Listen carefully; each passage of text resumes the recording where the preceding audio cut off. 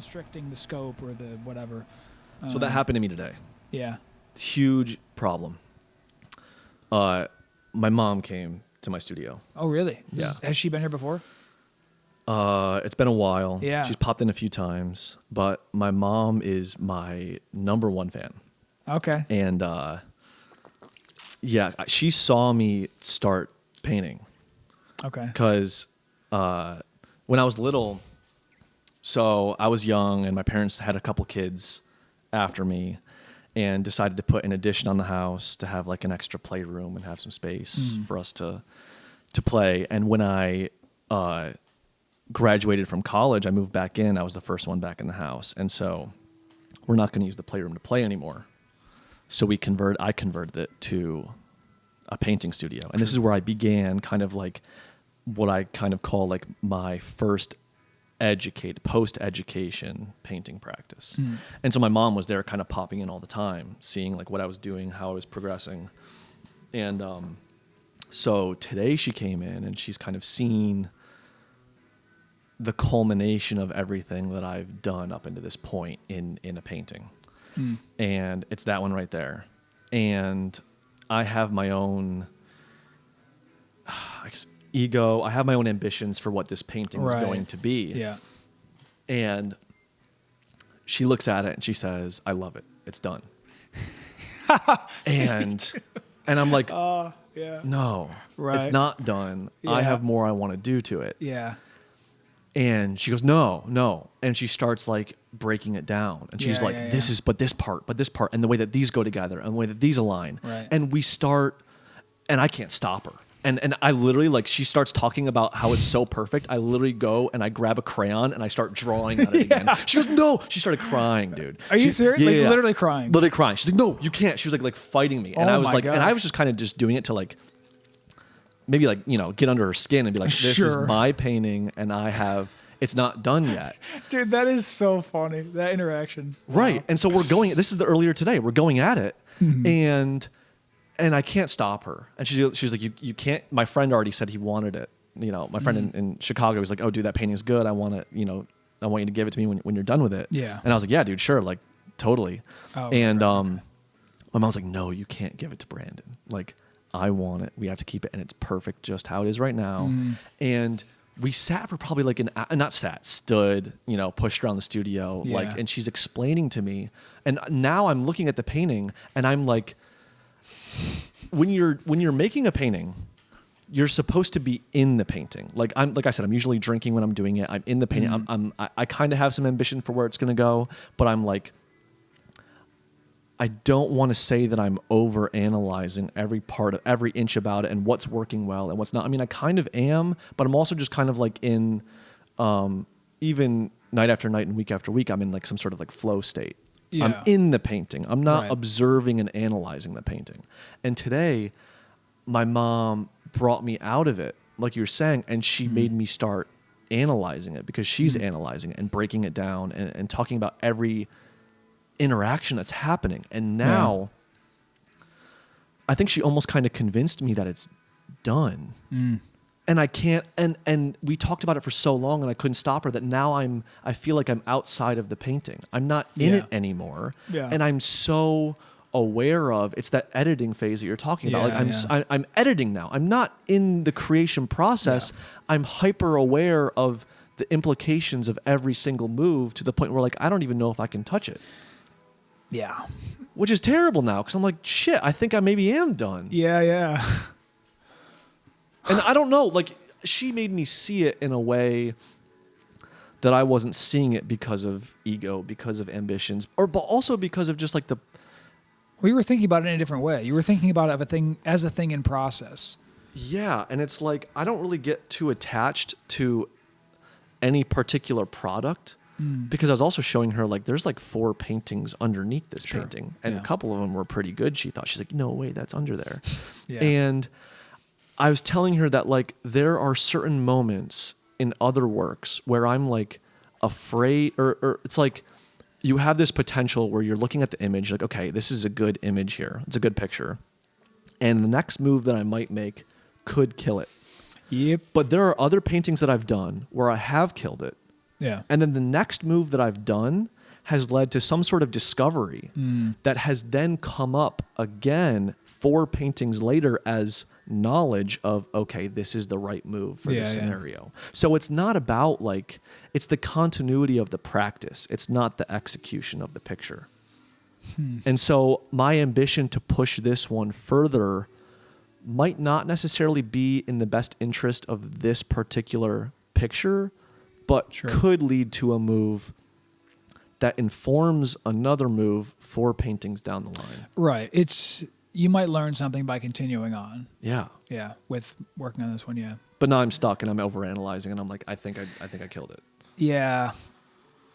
I feel that. No, it was so funny when you started talking about when you first talked about your mom coming in and saying like, she's like, oh, I feel like it's done. Like I have such a vivid memory of an experience just like that with somebody talking about something of mine, and I moved on from it because it was a short interaction, but yeah, I mean, but how did it make you feel when they said that? It made me, in a way, I felt bad telling them like, oh, I appreciate that you love it. It's going to be gone. Dude, I felt awful. I said, Mom, you're making me feel terrible. I know. Right now. Yeah. There was definitely an element of that. Like I remember it so vividly. It was a girl I was living at the gear factory, and a girl who was living there. She came down to see how I was doing with it, whatever. And I was doing like some of the Gerhard Richter type stuff. I was kind of getting into that stuff. So I made a squeegee, and I was doing some squeegee like stuff. And to be fair, like it did have a lot of good elements in it, and a lot of good kind of areas and moments or whatever. But you knew you were going to kill it. Over it. Yeah. I mean, like it was in my mind. It was part of the process to create like depth underneath the layers that would come later. Yeah. You know. Yeah. So why? Wait, can you go talk about like why what's the point of the depth? I think I was just interested in the like subtle chaos that's in some of Richter's stuff. Okay. You know, there's like it's a little bit like what we talked about last time with like some like Rothko and Richter stuff, and like this one over here. Yeah. Like like moments of like like it rewards you for going closer. Like from 15 feet away, you see kind of a rough composition or a rough kind of you know, the way that it looks. I call them like calculated accidents. Mm-hmm. Yeah.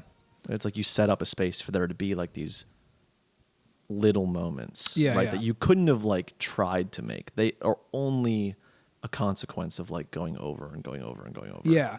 Like it would be ridiculous to paint each one of those little like outlines where something is kind of crossing over, but not. Yeah, it's like crazy. Yeah, like to paint that. I mean, it'd take forever. But and also like, I don't know that it wouldn't be as serendipitous, and I don't know, it wouldn't be as surprising or whatever. But so do you think then that the goal is then to create an image that makes the viewer wonder, how did they do that? Like if I were to recreate it, I would not recreate it as a flat image, as a strictly 2-dimensional plane. It has to somehow come off as a 3-dimensional consequence.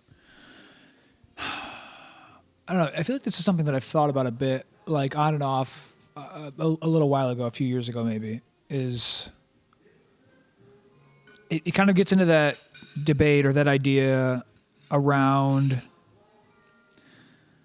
like minimalism or something, where it's like someone clearly put in like, you know, maybe an hour of work into this thing. And like, does that make it like worthy? You know, I think it gets a little bit into that kind of conversation. And you think that it doesn't? That like doesn't matter? No, are you saying that an hour of work does not make a piece worthy of existing? No. I mean, I think I'm pretty, I guess, like agnostic to the importance of. Well, that's not right the way to put it. I don't think that the amount of time something takes to create makes it valuable, more or less valuable. Okay. Yeah. I think it's purely just whatever the end product evokes is its value. I mean, that's how I judge it, is on the merits of like what it is as a finished product, as something to experience. I think the word I would say for that is like a totality. You're after some kind of totality. That's kind of what I'm always judging a work by, is like, does it feel like has it become a thing? Yeah. Does it have an energy as an entire work that can exist on its own. Yeah, like yeah. It's such a weird thing to describe. It's like, has it? It's almost like it becomes its own like entity, like its own like it like has a soul or something like that. Yeah. I like that word of totality. Yeah. Like it feels like it's a distinct thing. Yeah. From, it's not a thing that like you created anymore. Kind of, it's like a thing in and of itself that has like its own soul and life, and it has some kind of distinction. And I wrote down, so I think the tricky part then, like while I'm working with the knowledge of knowing that I'm after a totality, is trying to figure out what are the ingredients or what is the recipe for creating a totality? What are like the little parts of the process that I have to do to arrive at this thing? One of the things, I wrote this down today, is one of the, I think, ingredients that I've defined for my own work is that it has to read as an image that has not been predetermined. It is an image that has been arrived at. Yeah. It's not something that I could just explain to you in terms of what it looks like from the very beginning, and then you just make it based on how it's like. It can only be arrived at through a series of events that happen over time. Yeah. That are like, maybe you could kind of spell it out. Like that's kind of another thing I do want to get at is like, if I do want to create an image that is like evoking the pure nature of paint, in a way it kind of has to be like creatorless, in the sense that like I kind of could explain to you, Right. These are the steps to make an image like this. And that's kind of how my work is broken down. It's like, this is how I shade in a space. I could explain to you how I shade in a shape or draw an outline of a shape in a way that like maybe you could do all the steps. Sure. But I mean, you wouldn't result like if you were to spell out the steps, you wouldn't be able to spell out the steps detailed enough that the person would be able to produce the exact same thing. Like they would produce something that's roughly similar. That might be interesting to see what they would actually come up with. But like, even if you were to define every single brushstroke you made, like a person like doesn't have the motor ability to perfectly mimic what you did. So like the little moments of how things overlap would be slightly different. Yeah, you know what I mean. So that like, might be where the essence is. What do you mean? Like, if I super concisely define what the process of dealing with the nature of these mediums is, and convey that to you and give it to you as the instructions. Because the problem is I am bringing my own sensibilities and ambitions to the piece. But if the piece is to be totally of the nature of paint and devoid of the sensibilities of me as the artist, then the only way to really see what those sensibilities are is for me to explain to you my process and see what you do. That's how you get rid of the sensibility and how you get rid of the ego and how you get rid of the creator. Because that's the goal of this, is like, it's not about me, the creator, it's about the nature of the materials and the mediums. Well, this gets into the question of, are you interested in the end product or are you interested in the process? I'm interested in both, but what I'm interested in more is, that's true. I mean, I enjoy the process. That's why I do it. But I think ultimately, too, I'm after a product. Like I explained in the last episode, it's like I've narrowed down a certain method of expression, a method of applying the paint into a lane where it's like this method has the potential to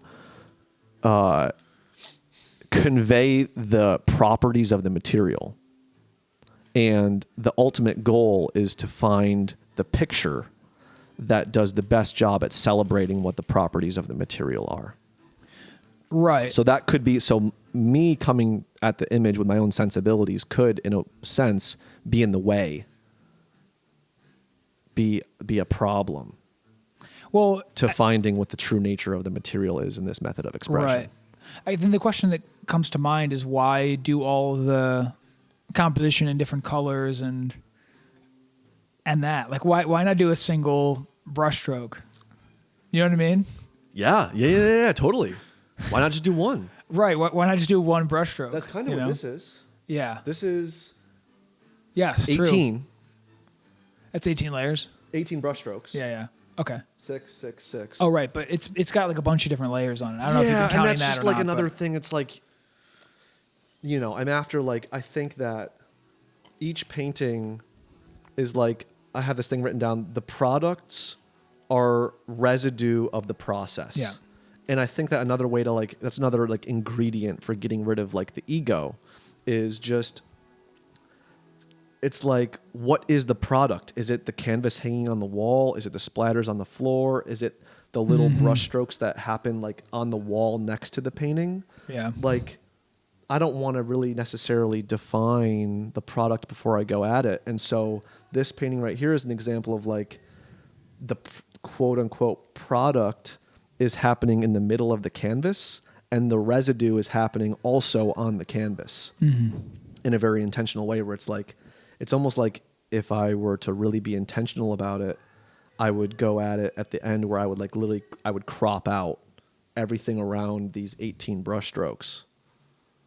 And that wouldn't be the final product. But it just so happens that the canvas is a rectangle and the residue also happens to be on the canvas alongside the product. I'm kind of like, it's emerging. It's like I'm almost like making the wall and the floor part of the canvas. That's kind of the goal, is like redefining the boundary between product and residue. Mm-hmm. But then the question is, who's it for?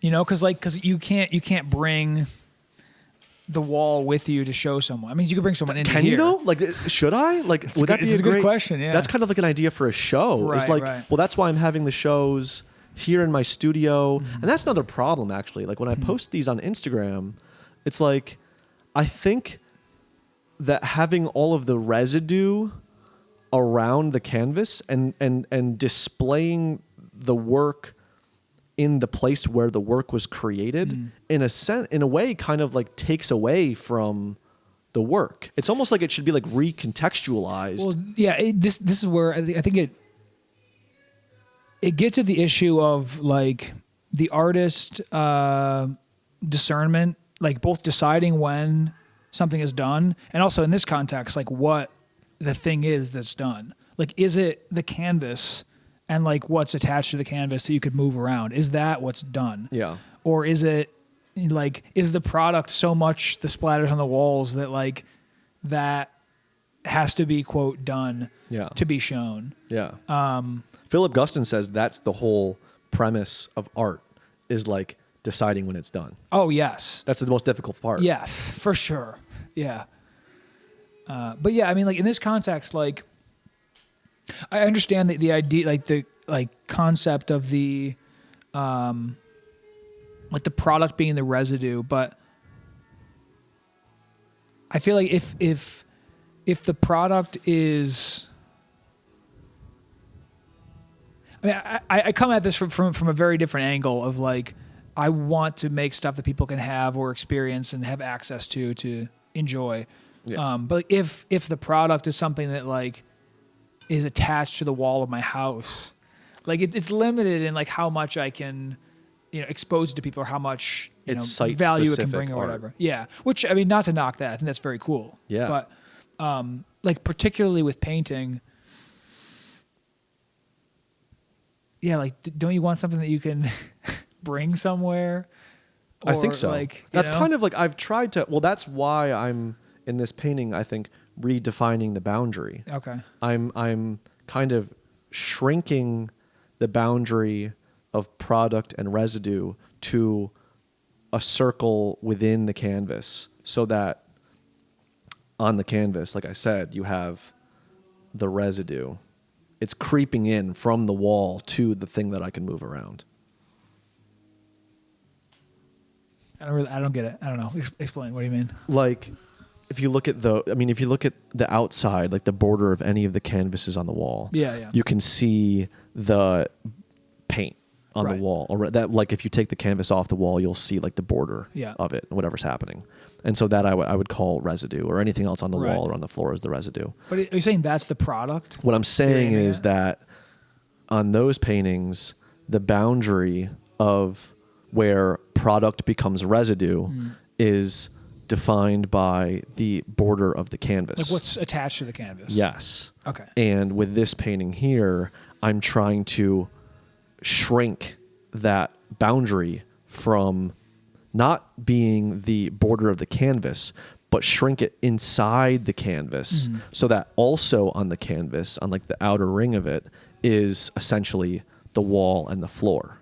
I see what you're saying. Some kind of like residue on the product, basically. I got you. So that I can, like you were saying, like essentially move the wall around. Right, I see now. Because the wall is on the canvas. Interesting. All right, I see. That makes sense. Yeah. Okay, but that brings up this thing is like, who, in dealing with this problem of when do you decide if the painting is done or not? Yeah. This is the thing I had with my mom today. Is like, oh right, yeah, back to that. My mom told me it's done. Who? And now I'm thinking maybe it is. Yeah. Who decides? Yeah. Is it unethical for someone other than the creator to decide that it's done? And how does the creator prevent someone or deal with someone saying that it's done? Yeah. Like you had to deal with that girl at the gear. Right. I mean, there's like two sides of it. Like my initial thought when you were talking about that is like the artist, like the value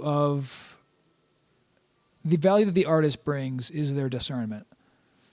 It's like their decision of what actions to make, what to do, what to make, and then deciding that it's done. Like that's like the things of the artist. That's it shouldn't come from anywhere else. Maybe what an artist is. It's like someone who like does things and decides when it's I guess, right. Yeah. You're a god of this world. Yeah. But then the other side is like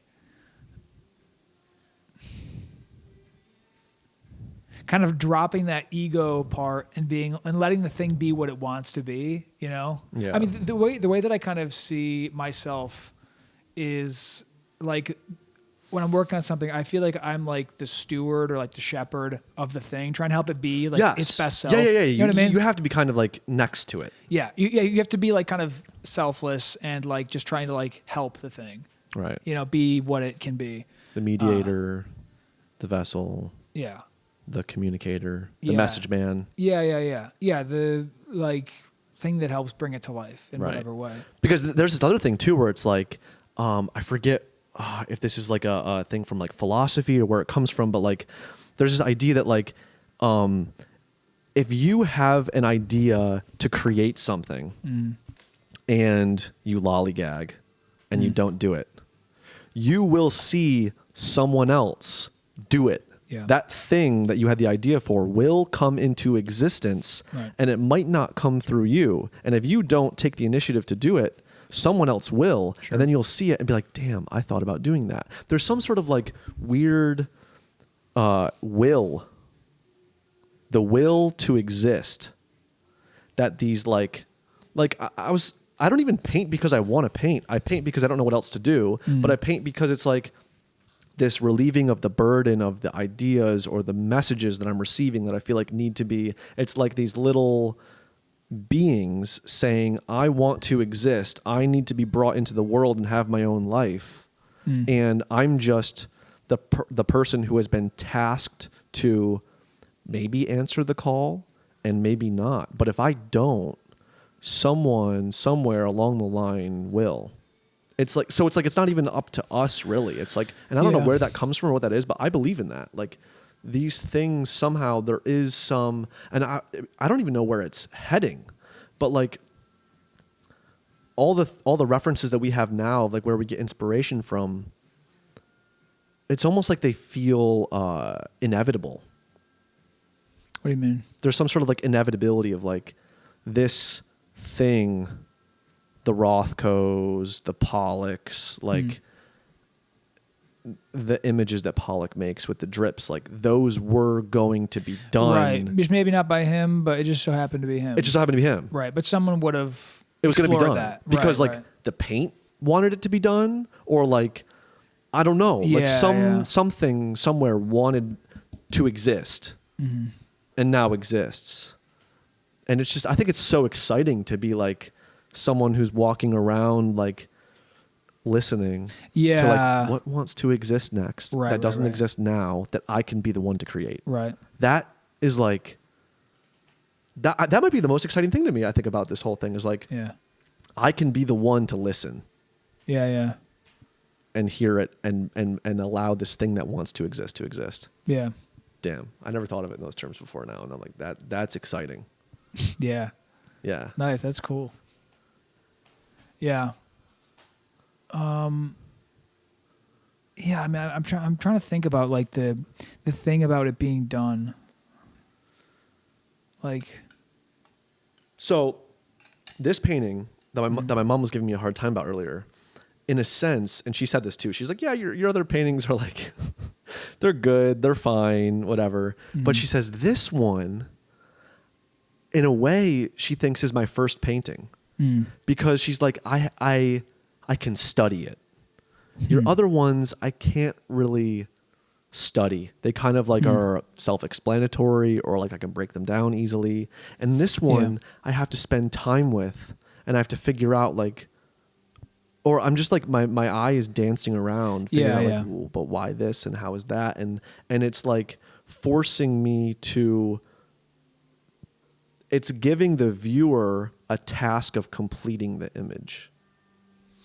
I see what you mean. Yeah, that might be another ingredient. Is like, you have to give what's the word?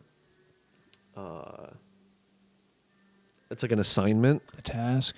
Yeah, you have to give not authority, but like like a task to the viewer to complete Permission? it. No. Authority.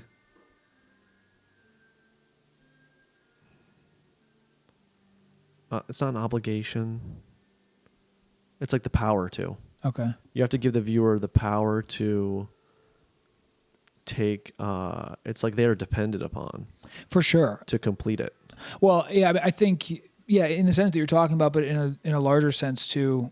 Like the art is not art without the viewer. It's just like you have the last piece of the puzzle. Yeah, it's like the artist or the viewer viewing it is the thing that makes it art. So like, I think like without that, it's just, like with no one to observe it. It's just the materials that it's made of. Right. You know, it's like the interpretation and the connection with, an experiencing mind that makes it something of value. In a maybe not an objective sense, as in like, the universe doesn't see value. There's this really weird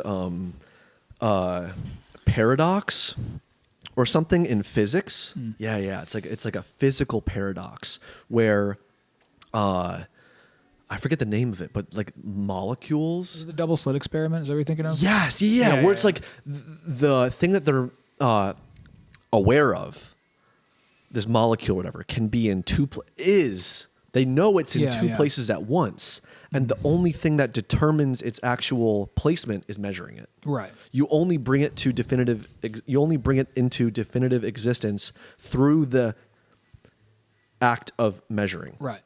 Otherwise, it is known and I think proven to literally be in two places at once. Right? That's the double slit. Yeah. The double slit, is a good example of the idea that particles they act like waves in a lot of senses, and they can interact with each other.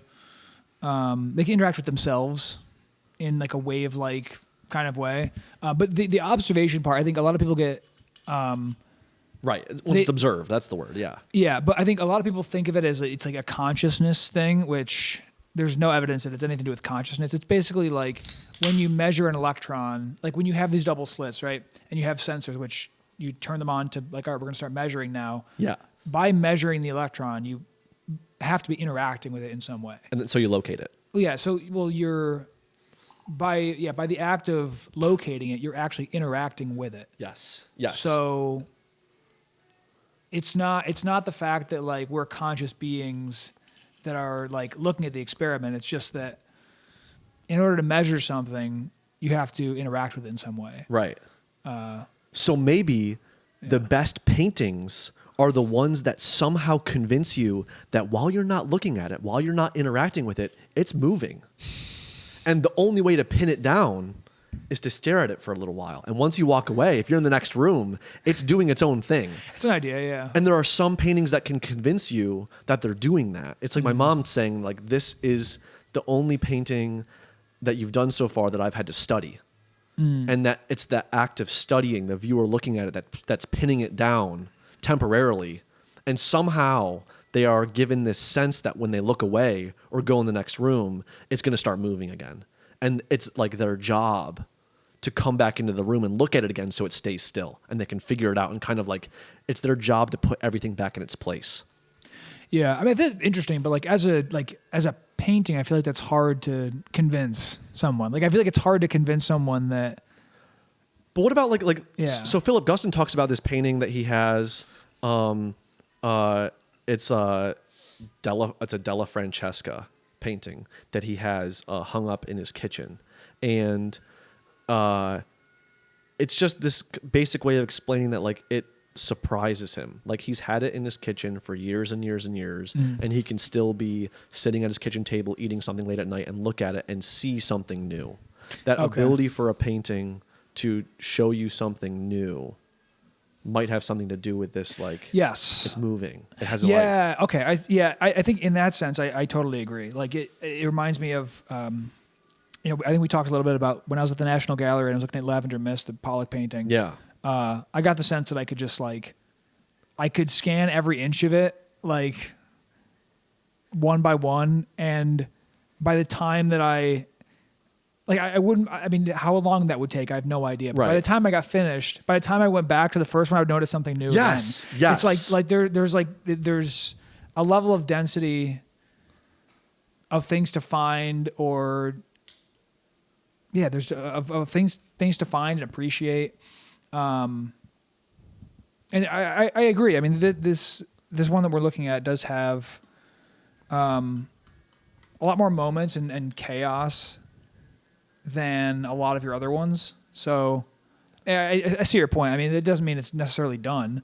Right. You know, that's a problem. Done decision is hard. So now we've come at a problem where there's a lot of art out there, and yes, it's true. Not all art is you would define as being chaotic. And there's a lot of art that you would say is not chaotic, like and a yet minimalist, is also good, and is also a totality. Sure. Yeah. Now, does it convince you that maybe it's moving while you go into another room? I don't know. I haven't thought of it that way. Yeah. But it still achieves this definition of good and definition of a totality. Yeah. So that's a problem now, because what I'm trying to do is come up with like a concise list of ingredients for creating a totality. And chaos, I've maybe convinced myself, is an ingredient, and maybe that's just a cop-out. Yeah. I remember I wanted to comment on that because I think that the idea of there being like let's say, maybe you're not saying this, but like the idea of there being like a one correct like set of instructions you can do that will create a totality, I don't think exists. Especially the idea that there's a one single one. It shouldn't exist. It shouldn't. What do you mean? I don't think it should. Yeah. You need to have open avenues and lanes for like new possibilities. True. I don't think it does anyway. Right. Because like like kind of this point you're making, there's stuff which feels like the one I'm thinking of is Kazimir Malevich, White on White. Do you know that one? I don't. I'm going to look it up. I love that one. Can you say his name? If you look up White on White, you'll find it, I think. Okay. Did he also do a series of black paintings? He might have. He was like basically the founder of a movement called Suprematism. Yeah. He was a Russian guy. Okay, I'm looking Are at you these. looking at it? Yeah. Yeah. So that's an example of one which is not chaotic. Right. Exactly. It's pretty minimal. I mean, there is. I mean, maybe like cracks in the paint now, maybe because it's old or something. But it's. I mean, I guess looking at it again, but it kind of is chaotic though in a certain way. You're right. Yeah. So like it's because there's all the little like cloudiness. It's not perfectly uniform. Yeah, dude. Right. Yeah. So I guess that maybe is part of it. Like if it were digital, if you did that digitally, it would not have the same It'd life be to boring. it at No, all. yeah, it'd be boring. It Yeah. would not even be close. Yeah. But yeah, I mean, now that I'm really looking at it close again, It's like kind of. if you look at the edges, I like this. Is it that one? The first one I looked at was better. yeah. I think it was this one. Mm-hmm. Yeah, but like you look at the edges, there's like a little bit, like you can see there's like a little part here where it's kind of wider. This corner is not treated the same as this corner. Mm-hmm. Is not treated the same as that corner. Yeah. Like they're all kind of like the way that. Yeah. They're all slightly different. You're trying to pin it down. Right. Yeah. It's that same thing. Yeah. That's what it is. It's like it's this thing that's alive, and it's up to me to look at it, to pin it down for this moment. And once I leave, it's off to the races again. It's doing its thing. Is that something? Is that something you feel when you look at stuff? Because like that's an experience I haven't had. I think so. Like you have a sense that like it's in what sense do you mean like you feel like it's changing? Yeah. It's changing. What do you mean? Is that something you feel? Yeah, it's really? that painting that I showed you of Philip Guston's at that museum in Utica. Philip Johnson. Of it? Yeah. No. We went. Oh, when it's we that went one there. of like I think it's called like Night Table at Night. It's called Table at Night. Okay, it was a Philip Guston one you're talking about. Yes, Okay. you didn't like it, but it's the one with like a cake on the table. It's like a cake and a book. I think I remember it. Yeah. And it wasn't doing it for you, but like that's one that to me also feels like I am an observer of what's happening in this room right now. Okay. And once I leave, maybe someone's going to walk in. You know, maybe a bite of that cake is going to, get eaten.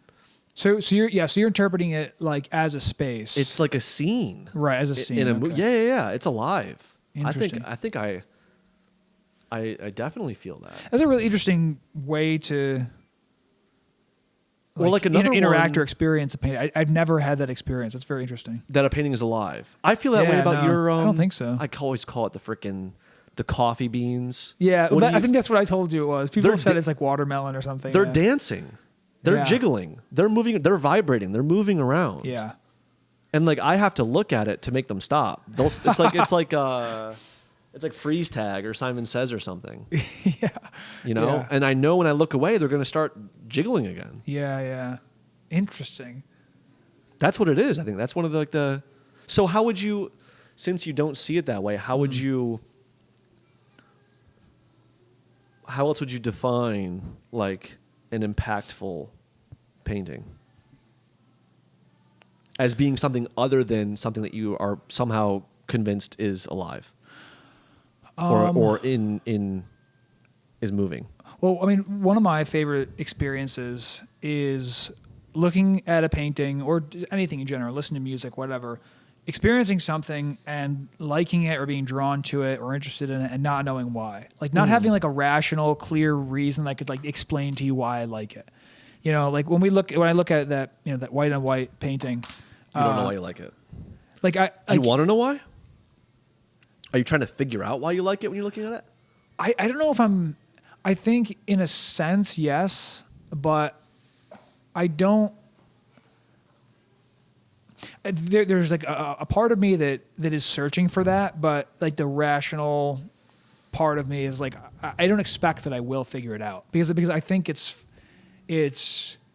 basically too complex for me to understand. Yeah, and that's why you like it. Yeah. Yeah. Yeah. Like if someone could explain to me why I like it in like the true, I mean, you have to get down to the point of like neurons and stuff. Like you'd have to explain like the interaction of like, 100 million neurons or something. And it's like, I couldn't understand that in any like real sense, So that's one of the things that I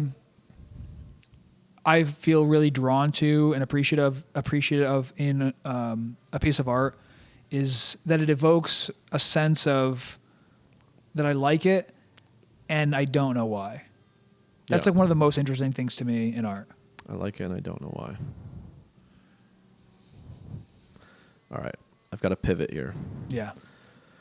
My first day of architecture school, in my 5th year, this is the beginning of our thesis, me and 3 other classmates sat down with my advisor, our advisor.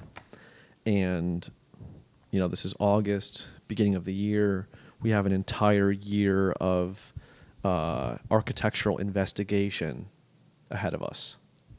And the first thing he says is, I have a question for you. Are you the type of person that prefers beginnings and endings or the middle? What was your answer? I don't know if I answered it. I think, and even if I did, whatever I answered it with is not important enough to me now for me to have like put a stake in the ground and say, this is, I still don't know. Yeah. And I still like to think about that question because there's something magical and difficult and emotional about beginnings and endings. Yeah. And there's a certain safety, but also mindset of discovery. And I guess maybe kind of like a comfort in the middle. Yeah. Yeah. And the idea that there's potential maybe is part of it. And there's no obligation to wrap it up. Yeah. But I'd like to ask you that as we talk about like wrapping up paintings and the whole definition of painting being deciding when it's done is by definition is the artist someone who prefers beginnings and endings? Is there any way to be an artist who prefers the middle? And how do you, if you are someone who prefers the middle, why do you prefer the middle and how do you deal with the endings? So what was this question? Are you the kind of person who prefers... Prefers. Do you have an affinity? Affinity is the word he used a lot. Okay. Do you have an affinity for... And this is advisor Frank Weiner at Virginia Tech. Are you the kind of person who has an affinity for beginnings and endings? And I love affinity because it's like it's not like it's not like it's your conscious decision. It's just kind of like whatever you were. It's almost like an innate thing that you can't control. Yeah. Do you just have a tendency to enjoy beginnings and endings or the middle? I will say one thing about beginnings and endings. I'm not a movie person. I need to watch TV shows. Yeah, I remember we talked about this. I have this firm belief that no matter what movie you're watching, unless it's a trilogy or something, if it's a one-off movie, everybody dies at the end. Yeah. Because even if they're still alive, their life is dependent on watching the minutes of the movie. Yes. Yeah. And that's it. And that's their only life. And so when the credits come on at the end, everybody's dead. Yeah. And the only way to bring them back to life is to start them. And so if I watch a happy movie, if I watch a sad movie, no matter what I watch, I'm depressed as hell at the end of it because you've just taken me through a lifetime's worth roller coaster of emotions over the course of 2.5 hours. And now I'm sitting here and everybody that I just got so attached to is gone. And I can't bring them back unless I start the movie again. But I already know what's going to happen. I already know their lines. Right. So I'm just sad. I'm like, damn, they're gone. You know, I mean, this is going to become a psychoanalysis now, but that rhymes a lot to me with the idea of a painting kind of like existing or going on in its own way, even when you're not looking at it. Okay. You know what I mean? Okay, yeah. Do you see those as related or feel any relation to those? Maybe. Well, I think that like a painting in a way... I'm not the kind of person who watches movies or TV shows a second time. Okay. And I don't know how that relates to like, I'm going to go back to the same museum. I'm going to go look at Lavender Mist again. Sure. Is that like watching the movie again? Is that bringing it back to life? I think there's something about painting that feels different. Maybe it's just because it's easier. I just have to like look at it. I'm not like sitting down on the couch and turning on the TV and choosing this movie to watch again, you know, to bring it back to life. Mm-hmm. So I don't mind. I don't think I mind looking at paintings again. I mean, my studio is only filled with my own work. I don't really have like the work of other artists up. And I'm not really totally itching to go. I think it's more like in the movie sense, like whatever emotional roller coaster that movie took me through, I carry it with me in the same way that I carry whatever inspiration I got from a painting with me. And I don't necessarily need to go back and look at it again. I think with a painting, because I'm a painter, I do want to go back and look at them again, because the best paintings are ones that I feel like I can't pull everything out of in one sitting. And so I can still go back and be like, okay, but based on what I'm working on in my studio now, how can I pull something else from this work that's going to inform what I can do next? Yeah. I'm not doing that for movies. Maybe. So like, I guess if I was like Right. someone who is writing screenplays or doing movies, like, or if I was an actor, maybe I would go back to The Departed and look at how Sure. Leonardo DiCaprio handled those scenes and be like, okay, but what were his facial expressions? Yeah. What did he do in that? Did he look away? Did he do eye contact? Like, I'd be more into those things. Yeah. Well, the interesting connection that I'm still trying to exactly figure out what it is, but the way that they feel like they're related is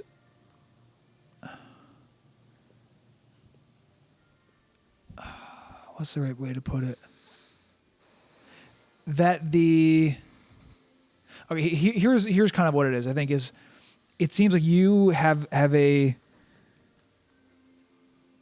part of the way that you perceive things is that their stated boundaries are not their boundaries. Yeah. So like in a movie, the stated boundary of like what it is the timestamps, right? Yeah. But you have a perception that like in a real sense, like they like die. Like So you're saying that the boundaries are more clear to me in a movie than they are in a painting? no, I'm saying that I'm trying to generalize what I think is a unique viewpoint that you have, which is that. So the painting example, for me at least, and I think for most people, the boundary of a painting is the physical, like what's attached to the canvas, and that it's, and people know that it's that it's not moving when you're not looking at it. You know what I mean? Okay. And with a movie, the boundary is like it's from the opening credits to the closing credits is the movie. Yeah. Right? Yeah. And everyone knows that when the credits roll, like the characters didn't die, nothing happens to them, the movie already ended. Okay. Do you know what I mean? Do you see what I'm saying? Yes. Okay. Other people believe. So it's almost like this kind of opposite scenario where when other people finish a movie, they still think the characters are alive, and I Yeah. don't. But when other people stop looking at a painting, I still think the painting is alive, and they don't. Yeah. But yeah, what I'm saying is like what that is to me is something about like the stated boundaries or the understood boundaries of the thing you like don't believe in or you're rejecting. Yeah. Yeah. 100%. Isn't it? No. That's Is like it- very weird. No, to me. is it rejection or is it acceptance? Acceptance? What do you mean? Am I the only one accepting the boundary and other people aren't? Well, I mean, like the boundary of a movie, it's intended and understood by people that it's from opening credits to end credits. Yeah. Is the movie. Yeah. So like to assume that The question is it a matter of acceptance or rejecting? what would you be? All right, explain. I think Yeah. I am accepting the movie and rejecting the painting. And other people are accepting the movie and Okay. rejecting the painting. I think I see what you're saying. So yeah, you're accepting the movie as like it's real. And being everybody dies because Yeah. I am accepting the boundary as being a definitive guillotine. Yeah, And but I'm- what I'm saying is like you're inferring that there's something going on outside of the boundaries. Is maybe a better way to put it. In both In a painting. In both because Sure. because at the end of the movie, you're inferring that it's almost like it's like the question of like what's outside of the universe. Yeah. It's like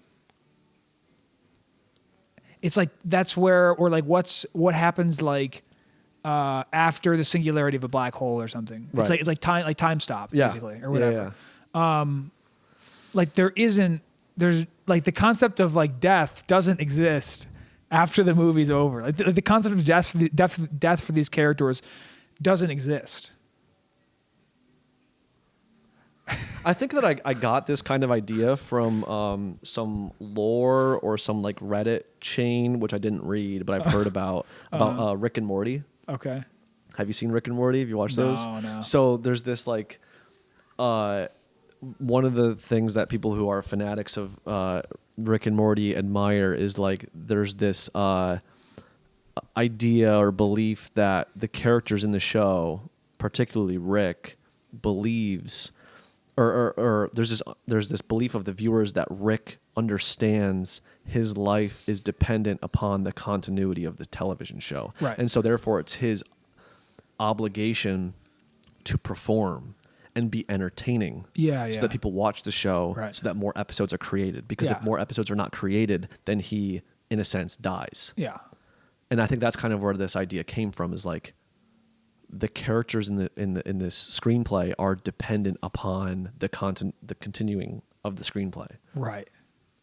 And Rick is just like one of the only ones who's aware of that. Yeah. I love it's that. It's funny, yeah.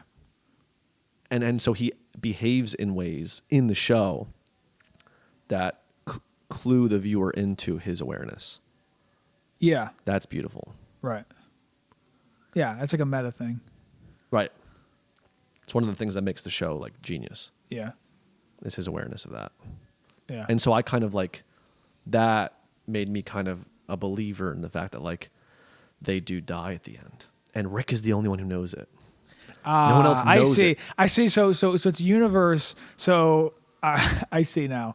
So Rick, this perspective that Rick has, you've kind of taken that and created. You've invited into the universe every character and every story to exist in this universe of Rick, where if you I see what you're saying. Okay. Yeah. Interesting. I love it. Yeah, that's interesting. I forget where we departed from. Speaking of departed. Have you seen that? I have, yeah. Have you seen it? Yeah, oh my God. It's one of the only movies I've seen like more than once. I've seen it maybe 3 times or 4 times. I think I've actually only seen that one time. Dude, Matt Damon, Leo DiCaprio. It's good. It's got an all-star cast. All-star cast. Yeah. It's good. Brad Pitt. Is he in Jack that? Is Brad Pitt in that? Yeah. I forget. You don't even know that he's got like a minor role. Oh, I totally he's like forgot. the gunman. Okay. Yeah. Dude, oh my God. Yeah. And it's just like and you have the therapist going back and forth between Matt Damon and Leo DiCaprio, and just like, oh my God. Yeah. Yeah. That's a good movie. I gotta watch it again, actually. Dude, you gotta watch The Matrix. Yeah, I gotta watch that. I can't believe you haven't seen that. I was just Googling the other day, because I listened to Hamish Patterson, The Illusion. I listen to a lot of his like talks, and he's always talking about, and a lot of people, Tim Dillon, are talking about like blue pill, red pill, black pill, white pill, and I'm like, I don't really know what these pills are, what they mean, and I just realized, and this is because I was listening to Tim Dillon. I realized that those are from The Matrix. Yeah, because I googled what does being red pilled mean. Yeah, or blue pilled. And I was like, oh my God. Yeah. So I totally need to, like, that's a reference that I totally missed out on. Yeah. So I'll have to watch it. Yeah.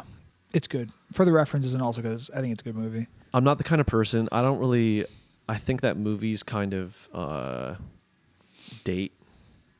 And the problem is when you're watching like modern movies, so many of them are pulling so many things from previous movies and maybe doing it better or doing it in a way that's more relevant to like modern times.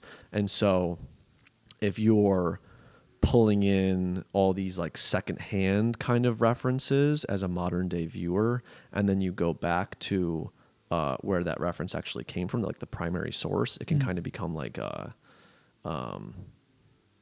watered down, or you're just kind of like, oh, okay, I've already seen that in like a better way. And even though this is the root, because the production maybe isn't up to modern day standards, I can't really, for me, and this is a bad take for any like cinephiles out there, like I just can't, I have a more difficult time getting into older, lower production. I mean, Star Wars obviously is great. I'm not a big fan Good of Will Star Wars, to be Hunting. honest. Like there's a few older ones. I mean, Good Will Hunting's like, it's not that. Oh, when is that? Is it 90s? Good Will Hunting? maybe. I don't know. I honestly don't remember. I think it's sometime around I there, just but tried watching The Deer Hunter. I Have haven't you heard seen of that? No. I think that's a literary kind of like iconic. I've heard it being referenced, and it's from like 1978 or something. Mm. I tried watching that the other night, and I paused it 15 minutes in, Mhm. and then started watching another movie, Yeah. Black Mass, I think, instead. Couldn't get into it. Yeah. I mean, But I'll try with The Matrix. I don't know when did The Matrix come out? I think 99. Oh, that's not too bad. Yeah, no. There was a bunch of good movies, 99. I forget what they all are, but I had a list in my mind at some point. I think Gladiator is 90, or was that 2000? I forget. Yeah. Another good movie. Have you seen Gladiator? No, Oh, dude. I know. Whew. It's a good one. So what are you, in going back to like this idea of an artist, a creator being aware of all their adjacent sensibilities and interests in the act of like creating their own thing when you're like making music, or like how are these screenplays influencing your creation in other mediums in any ways? Gladiator, Matrix. I assume they are, but I don't think of it. I don't think of it like as I'm working, or if I do, it's not a thing that I'm like going towards in any kind of intentional way. Like I might be working on something and be like, oh, that reminds me of this other painting I've seen, or this reminds me of a song or something that I know. But there's not like a conscious like attempt to integrate them. And I don't know that, at least for me, like that doesn't seem like a way of working that makes sense. Like for me, what's intuitively makes sense is just to follow your intuition, which to me, like, I think kind of the way that I conceptualize intuition is it's like there's like the logical part of our mind that can do like, okay, this, therefore this kind of stuff. And you can only do so much with that. Like you can only compute so much in a conscious way. Yeah. But like the intuitive side. So just to close that first part out, like something like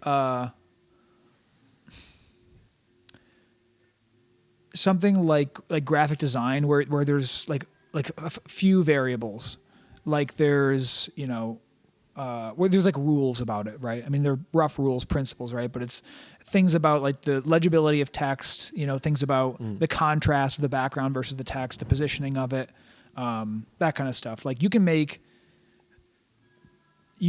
more logical decisions about where you place something but your intuition is when there's like too many variables or too many ways that they interact that you can't logically compute it. So your brain intuits it. It like does this kind of like background, like supercomputer calculation that you can't spell out. That you couldn't understand in a conscious way. Right. And I think that's the stuff that's interesting. Like if you can access that and somehow bring that to fruition, I think that's interesting because it's not as like excavatable by maybe normal means, by the logical part of your brain, so the intuition is unconsciously taking all of your